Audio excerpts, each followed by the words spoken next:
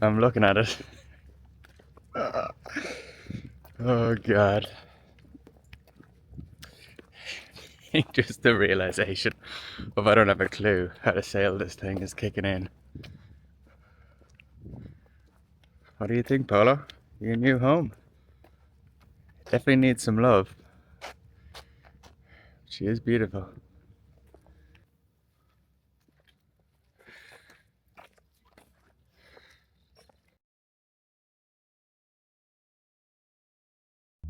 For those of you who don't fall under the few family and friends watching this episode, I wanted to introduce the main character, Polo, and a small bit about me. So last October, I traveled down to Cornwall in the UK to pick up Polo, my now 9-month-old Portuguese water dog.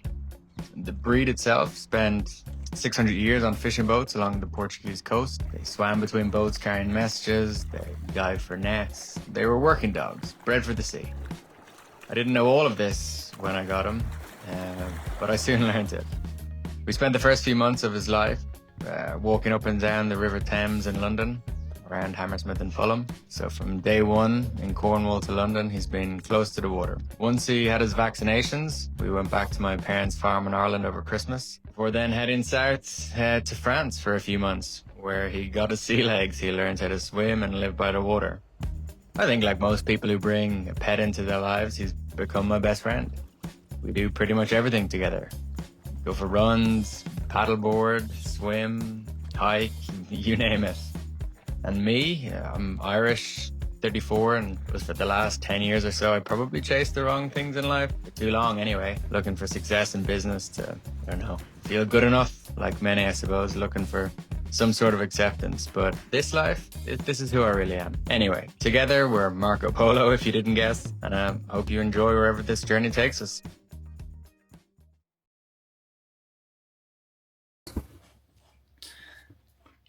You good?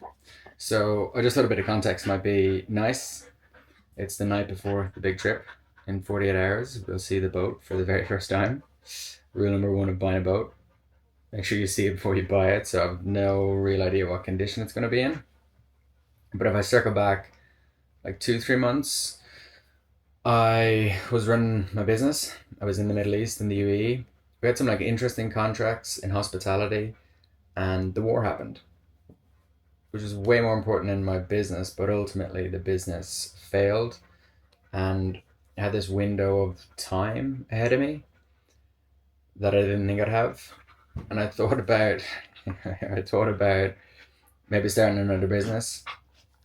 But I just had like this urge to, I don't know, be free a little bit, travel, and that's kind of what we've done. We bought a boat that's pretty old. It was the one of the few what you call blue water boats, a Hans Christian that was within budget. It's from 1981.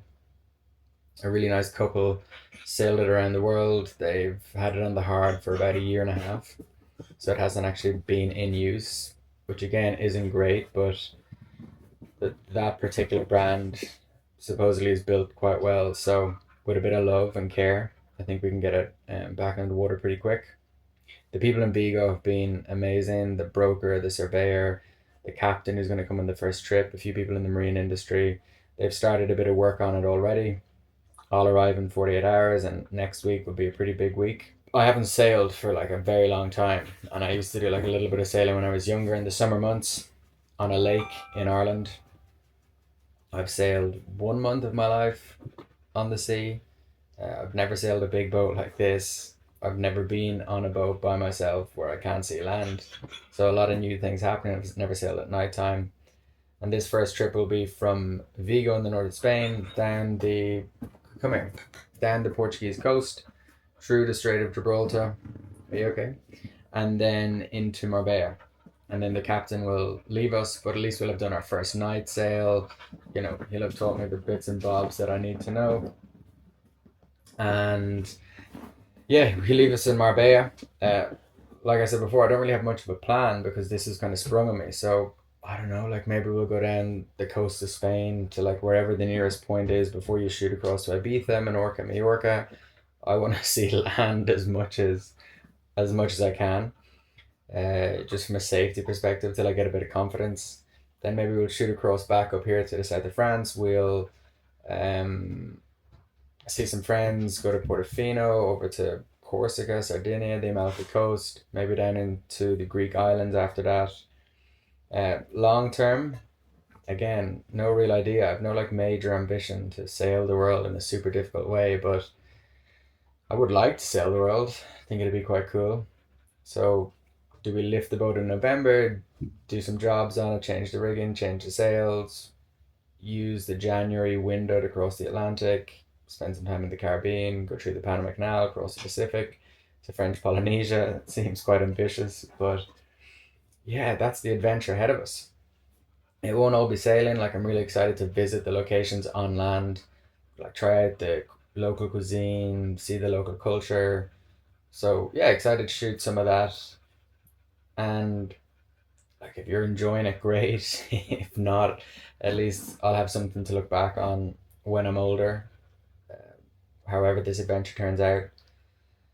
So tomorrow morning we're up super early. We're getting the train from Cannes to Marseille, Marseille to Barcelona. We'll spend the night in Barcelona and give him a break.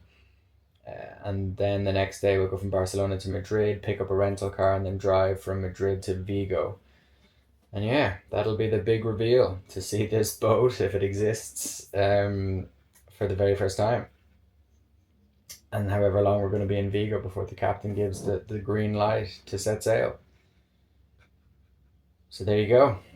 Let's see how it turns out. Right, Ed. In this new era of being zen and at peace on the ocean, we had a pretty rough start. We're just outside Barcelona right now. Yesterday was perfect. Polo was amazing. Trains were good. French people love dogs. Loads of kids playing with them on the train. Kept them company. We get into Barcelona pretty late. Go to the hotel. Have a decent sleep. Get up this morning. Go to Barcelona train station. I'd like booked Polo in, paid extra. Looked at the kind of T's and C's. Arrived early this morning, an hour before. Went to security, was asking like, where do I check him in? They were like, no, it's fine, just go on through. So I went through security, like the baggage control for train stations, passport check, waiting at the gate, and queue up, walk in, ticket gets scanned, all good, and then get a tap on my shoulder, and this gentleman says, wait. So wait for like 5-10 minutes, it's getting close to the departure time. And then there's like 4 or 5 people who work there. None of them really speak English. And they're just like, your dog can't come. He's too big. And I'm like, all right. But I've paid, and like I had a screenshot of, dogs from 10 to 40 kg are in cabin 7. And the lady just kind of turned away from me and goes, no speak English. So they like just escorted me out. I went to customer service. And I don't know why most of these places are called customer service, because it's anti-customer service. And we had no hope with that lady, and she was just beyond rude, to be honest, and saying, anyway, I said, listen, keep my receipt, go buy yourself a lunch and contemplate the career you've chosen, because customer service ain't for you. Anyway, we kind of stood outside the train station thinking what to do, and tried to change my booking online for the rent-a-car that I was supposed to pick up in Madrid but couldn't. So then I went to Barcelona airport and went to Enterprise Rent-a-Car. Met this like amazing young kind of guy and girl who worked there. I think they said they might watch this episode because they just love Polo. They were taking photos with him and they completely sorted me out. Got a car, can drop it off in Vigo, but we have an 11-hour drive now. So listen, it is what it is. Was super excited this morning, couldn't wait to see the boat, but I'll see it tomorrow now. And yeah, just a bit of an extra journey. Polo hates cars, that's the only issue, and 11 hours is tricky, but I kind of have to make it in 24 hours, so because I got to drop the car back. So yeah, we're just at a fuel station now. Bit of a nightmare, but hey ho. On we go. Well, good morning from Vigo. I can see the marina in front of me. We're just walking down now. Yesterday was a bit of a disaster. 13 hours in the car. So we just dropped the rent car back and yeah, a little bit nervous, butterflies. Getting to see the boat for the first time. Let me swing this around. Probably can't see it there, but in the distance you can see the top of the masts maybe. There he is. So yeah, I just wanted to get down a little bit earlier than Louis the broker because I wouldn't mind seeing the boat by myself with Polo for the first time. Just looking at the shipyard here, seeing if I can see it. But yeah, basically today will just be like a quick look around the boat. Most places in Vigo are closed today anyway because it's a Sunday, so I'll probably head down to the chandlery tomorrow and start working on the boat. But yeah, literally the next 5 minutes we'll be on board. I'm looking at it. Oh God. Just the realization of I don't have a clue how to sail this thing is kicking in. What do you think, Polo? Your new home? Definitely needs some love. She is beautiful.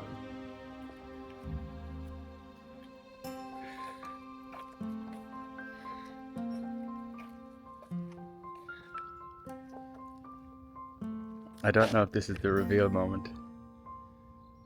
I might just take it in for a while and come back to this later.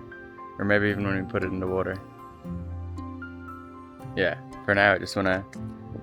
Anyway, I'll turn around and show you the rest. It's just like a basic shipyard. But yeah, beautiful day here. Man, this is cool. What am I thinking? Buying a boat without seeing it first. Wild.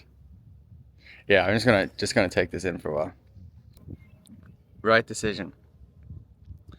Right decision. It just felt I went on board there. Polo was going mad running around. He knew something was up, but yeah, it's exactly what I want. Like it's classic. It's got character. It's obviously old. It needs a lot of love. Like it's nothing fancy or anything like that. But initial thoughts are just like it felt like my new home to travel the world in. So I'd say a combination of just tired and taking it all in. So I'm not usually lost for words, but you know, in life you do like a few things and you just get like butterflies and you feel it in your bones, and it doesn't happen very often, but you're just like smiling for no reason. That's this morning. Mad.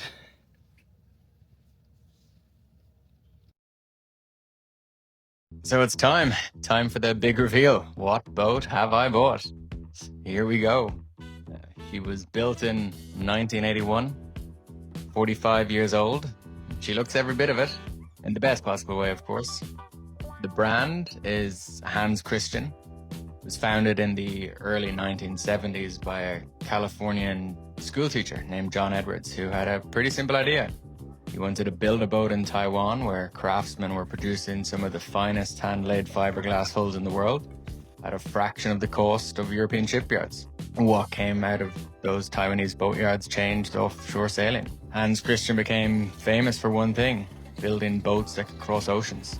Heavy displacement, full keel, solid fiberglass, teak everywhere.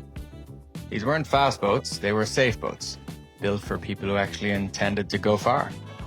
This one is a 38T. The T stands for traditional. She's a blue water cruiser, which is a specific category of sailboat. It means she's designed not for weekend racing or coastal day sailing, but for extended passage making, for weeks at sea, for weather you can't predict, for oceans. The characteristics that define a blue water cruiser are all here: the full keel, that long fin running the length of the hull, gives her incredible directional stability. She tracks in a straight line even in confused seas. There's the skeg-hung rudders protected by the keel. The heavy displacement means she sits deep and low and doesn't get thrown around, although she does a little bit. She weighs over 7 tons. She definitely won't win any races, but she will always arrive, hopefully safe.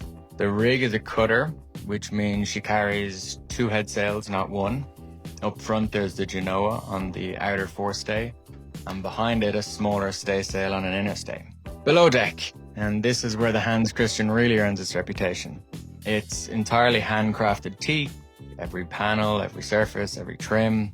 It was built at a time when Taiwanese boatyards were producing what many still call the golden age of production sailboats. Quality that simply isn't available, certainly at this price point anymore. There are 2 cabins, there's a forward cabin and an aft port cabin, a head, which is the bathroom forward to the port. So a proper galley with a nice oven, a nav station, a saloon that's actually super comfy to kind of sit in and do some work, or get out of the sun every now and then. The plan is to keep it pretty simple. I don't really want fancy things on board. I don't want lots of equipment that can break. My kind of North Star is going to be the less complicated, the better. Like I said, I have my nice barbecue to cook. I have the hob inside. I have electricity to charge my electronics. I'm good to go. Her name is Marco Polo, naturally. And in a few days, we'll set sail. So today, or this morning is the day. We're just doing a bit of work. The guys are doing the engine service, but my good friend here has arrived on his motorbike. My bike. This is me. Which How is are you? How are you, folks. brother? This is the gentleman. Here. This is the gentleman who helped me get the boat. So thank you very much, sir. Yeah, you're welcome. Is this the This piece? is the contract, and he signed with not seeing the boat. He didn't come. He just bought the boat. Has anyone ever done that before? Yeah, I don't think so. I sold hundreds of boats, but And the first time probably. Louis is the representative of Halbergrassi, which is probably the best sailing brand in the world here in the north of Spain. Yeah, I know. So Louis, just let's say you were that's Polo in the background barking because Polo, he's come not on. getting attention. If you were to give someone who's about to buy a boat, maybe it's their first boat, 2 pieces of advice, 1 or 2 pieces of advice, what would you do? I think that the first thing that you have to speak with somebody with an experienced seller like us, for example, because we have to have a short conversation about what you are expecting and what you want to do with the boat. For sure that you, in your case, you are going to go around the world and then you need this kind of boat that's so hard and strong. But other people that just want to go to the beach, maybe the ergonomics of the boat, a different thing. Every customer, every client is different. So Amazing. Okay. Well, thank you, brother. Okay. I appreciate you. Big water. Au Big water, my friend. revoir. Ciao, buddy.